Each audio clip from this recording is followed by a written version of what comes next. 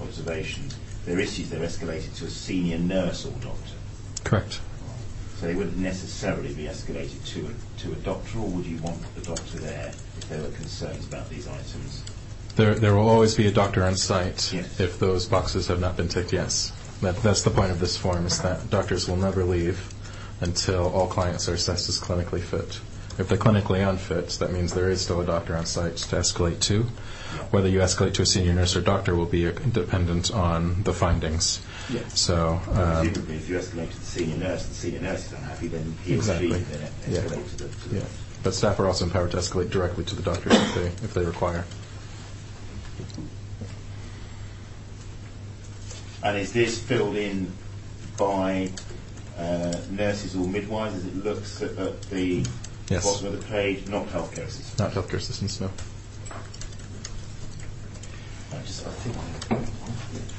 That's been very helpful, thank you. Mr. Hansen-Roberta, can you just still on this form, criteria-based discharge, where we have a no, you said there has to be a justification, but where's the space for the justification? We would expect that on our ad hoc notes, which would be the free text space on the CRS. So that's our which we've seen in this case, where notes are freely written, a narrative of what clinical decision making has been made. Right. Yeah. Part of the evidence we've heard is that some of the free text notes have not been entered on the CRS. Part of the notes have not been entered on the CRS. For example, the observations, they have not been recorded. That would be on the observations tab on the CRS, yes, which is different what's to make somebody record the reason? That's what our policies say. So, for example, if you look at the twos chart, which I understand about the policy. Okay. And I also understand the NMC's yes. guidance on note keeping and so on. Yes. But it seems to me, although this seems to be an improvement, yeah. It seems to me that there is space again for ad hoc not completing the note. I think there will always be space for someone not to follow policy, and that's where our compliance monitoring comes into place, where our notes are regularly audited and where staff, during their supervisions, we look at cases that they've had. So we have a monthly compliance monitoring program that monitors compliance against each of our policies. One of them would be discharge forms. One of them would be the TWO's charts. So, for example, part of our audit of the TWO's charts is where we expect an ad hoc note. Has it been written? So we do look at a sample of forms every month to ensure that policies are being followed. Yes. Okay. Thank you very much. I can also say that we back that up with regular internal inspections. So every 6 months, the clinic is inspected by myself and 2 clinical leads from a different clinic in the peer review process, where we look at every aspect of care. We have a 555-point check that we do. So not only are the clinics monitoring their own practice, we then triangulate against that practice with our supportive quality reviews, which are 6 monthly. You said that, or at least I think you said, that continuous scanning reduces the chance of perforation by 20 times. I believe that's the figure, but I don't know for sure. Yeah, and does that reduce the chance of all perforations or instrumental and fetal parts? I wouldn't be able, not an expert in this area, wouldn't be able to say. My assumption is that due to the orientation of the ultrasound probe, it's instrumental. It would be instrumental because that's what the probe is tracking. I assume that if there were a tear from fetal parts, you would see movement of the uterine wall, even if you wouldn't be able to visualize the part of the wall being torn at that particular moment. But again, that would be down to a gynecological surgeon to confirm whether I'm right about that. But the continuous monitoring wouldn't reduce the risk of perforation in this case? I don't know. You said, and we had evidence earlier on that the tear was lateral in the uterus. Yeah. You said that continuous monitoring reduces the chance of instrumental perforation, but not the risk of perforation laterally. So based on my knowledge, which is not expert, that's an assumption I'm making, in that you're not viewing the lateral uterine wall during the procedure, because the probe is only looking at the midline of the uterus, not the lateral side. So it's my assumption that although when we say that continuous scanning reduces but does not eliminate the risk of perforation, that it's those exceptions to the rule that mean perforation is still possible, and that's why we do still see a risk of under 5 in 1,000 perforations regardless. All right. Thank you very much.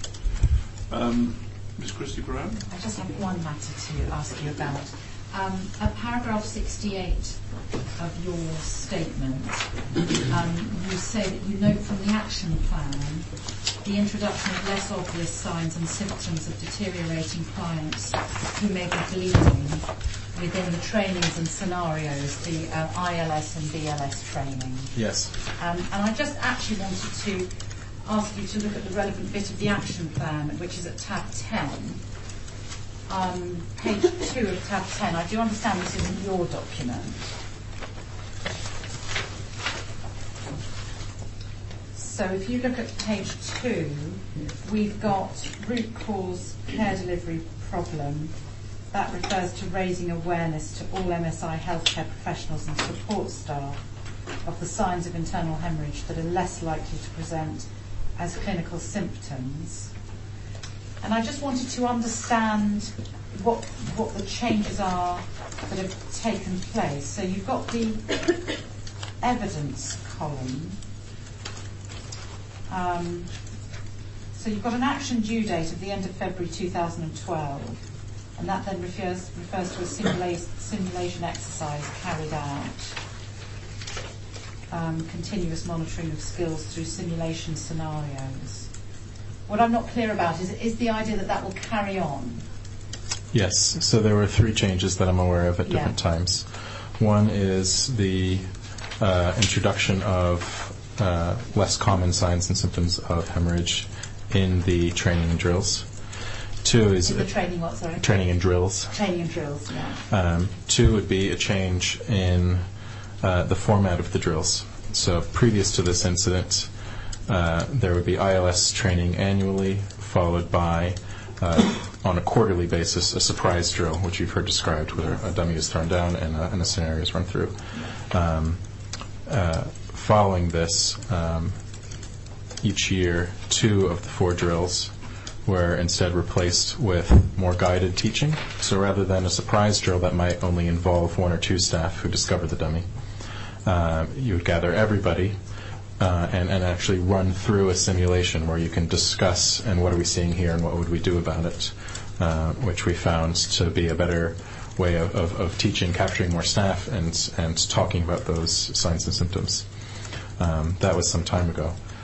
More recently, in 2016, we introduced as an additional layer on top of our externally provided ILS training, training around hemorrhage and drills specifically dedicated to hemorrhage. So that's a training for all healthcare assistants and registered nurses on signs and symptoms and management of hemorrhage, followed by hemorrhage drills. And what we've been able to do is actually track the management of our hemorrhage since the introduction of that training. We found two improvements from this training. First, much greater uniformity and compliance with our hemorrhage protocol in terms of which drugs are used to contract the uterus, what measures are taken in addition to that. And the other is an incredibly significant reduction in blood loss during hemorrhage. So prior to the introduction of this training and drill, it wouldn't be uncommon for a client to lose up to a liter and a half, even 2 liters of blood during a hemorrhage. Once these drills and training were in place, that came down to 444 milliliters. It was our average, which doesn't even meet the threshold of hemorrhage according to most obstetric definitions, which place hemorrhage at 500 milliliters or above. So it's been an incredibly successful tool for improving our staff's recognition and management of hemorrhage so that when it does occur, which is inevitable, it's spotted and dealt with incredibly well now. Thank you. Thank you very much. That's my only question. Yeah. Ms. Lingo? Thank you, sir. Just a few matters just to address, if I may. We've heard reference to the WHO checklist for completeness. I wonder if I could simply refer you to the 3rd page. I think we were given us